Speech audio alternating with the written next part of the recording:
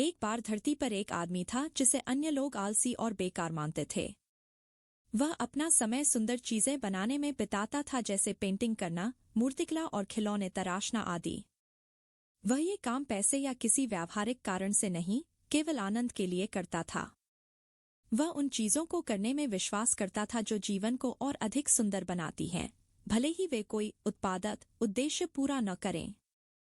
उसके आसपास के लोग उसे देखते, उस पर हंसते और उसका मजाक उड़ाते, क्योंकि उन्हें लगता था कि वह आदमी बेकार की चीजों में अपना कीमती समय बर्बाद करता है। जब यह आदमी मर गया तो आकाशीय अभिलेखों में एक गलती के कारण उसे नरक के बजाय स्वर्ग भेज दिया गया। और स्वर्ग यानी वर्कर्स पैराडाइज एक ऐसी जगह जहां हर कोई व्यस्त, गंभीर और सार्थक, उद्देश्यपूर्ण काम में लगा हुआ है। वह देखता है कि वहां लोग एक सेकंड भी बर्बाद नहीं करते। वे समय की अधिकतम उपयोगिता पर विश्वास करते हैं। हालांकि इस आदमी ने स्वर्ग में भी अपनी पुरानी आदतों को जारी रखा।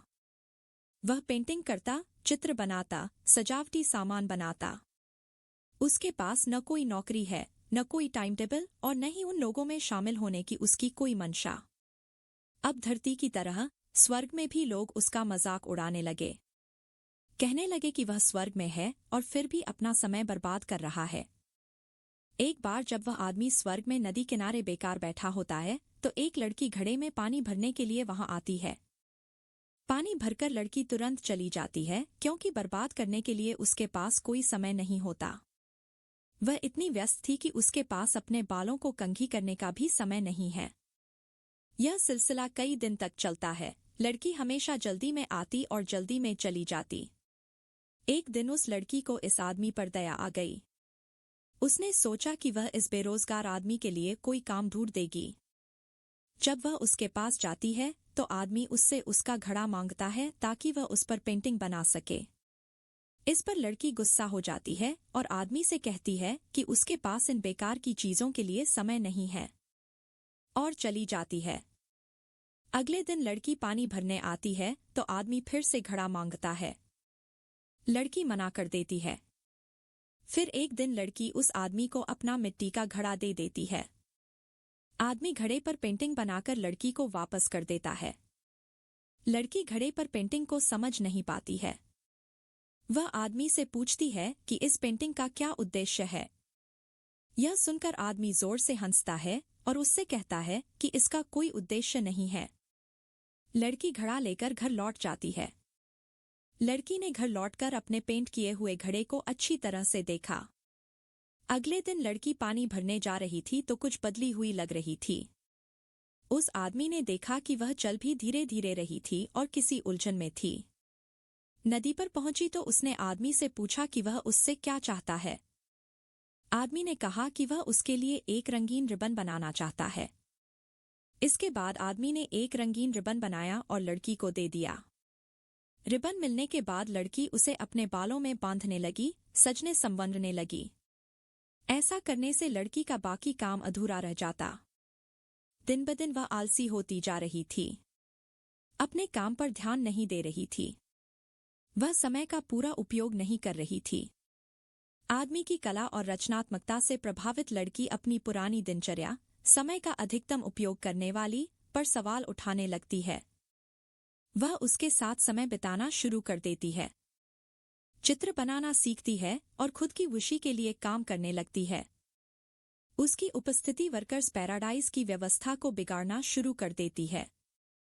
लड़की को देख धीरे धीरे स्वर्ग के अन्य लोग भी बदलने लगते हैं और आलसी होने लगते हैं। उनका ध्यान भी उस आदमी की पेंटिंग, मूर्तियों पर जाने लगता है। इससे वर्कर्स पैराडाइज की संस्कृति में बदलाव आता है। वे लोग भी अपने आनंद के लिए काम करने लगते हैं। स्वर्ग के बुजुर्ग चिंतित हैं, क्योंकि स्वर्ग में ऐसा पहले कभी नहीं हुआ था। स्वर्ग में ऐसा पहली बार हुआ है कि लोग अपना काम अधूरा छोड़ रहे हैं। लोगों के आलसी होने का कारण जानने के लिए स्वर्ग के लोग एक बैठक करते हैं। वहां हवाई देवदूत खुलासा करता है कि उसने बहुत बड़ी गलती की है। वह गलती से एक आदमी को नरक से स्वर्ग ले आया और इसीलिए ये सब हो रहा है। स्वर्ग का राष्ट्रपति उस आदमी को बुलाता है और उसे स्वर्ग छोड़ने के लिए कहता है। वो गलत आदमी राहत की सांस लेता है और हाथों में रंग लेकर स्वर्ग छोड़ने लगता है। जब वह जा रहा होता है तो नदी से लड़की आती है और उससे कहती है कि वह भी उसके साथ जाना चाहती है। लड़की के इस फैसले पर स्वर्ग के लोग चौंक जाते हैं। वे सोचने पर मजबूर हो जाते हैं कि लड़की स्वर्ग छोड़कर नर्क में क्यों जाना चाहती है। कहानी यही समाप्त होती है। रबींद्रनाथ टैगोर की यह कहानी आज के दौर की कड़वी सच्चाई को बयां करती है। टैगोर ने यह कहानी आज से 120 साल पहले 1905 में लिखी थी। महान लेखक ऐसे ही होते हैं जो समय से पहले चीजों को समझ लेते हैं। आज जो पेरेंट्स में करियर के प्रति भाग दौड़ है, हाहाकार मची है, स्पोर्ट्स, हॉबीज, रुचिकर कार्यों को भूलकर सिर्फ और सिर्फ बच्चों का करियर बनाने के लिए पढ़ाई करने और कोचिंग पर फोकस करने के लिए कहा जा रहा है, यह कहानी इस सोच पर एक कड़ा प्रहार है।